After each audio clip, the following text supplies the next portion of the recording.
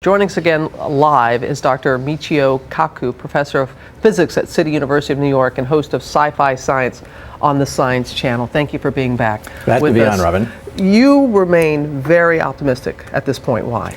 Well, the good news is that we have options. Plan A is to cap the well and leave the cap in place.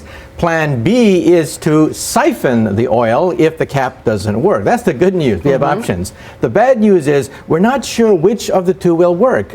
Capping is great, but if pressures drop, it means there's a leak someplace. We are counting every single bubble coming from the seafloor looking for a possible leak. So the bad news is we're not sure whether Plan A or Plan B is the best. If you get to make the call, what do you think is the best of those two solutions?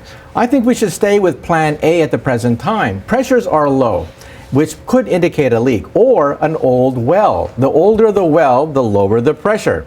Also, bubbles are being seen from the seafloor, but bubbles naturally come from the seafloor. So I think we should keep the cap in place and just keep our fingers crossed that the pressure doesn't drop any further and we don't have any sudden drops. A sudden drop means we have a heart attack. A sudden drop means a crack in the pipe. And everyone has said, you too, about the relief wells. We're still weeks away, but they suspended work on them while this was going on. And you feel that that should not have been the case, that they should have continued working on the wells?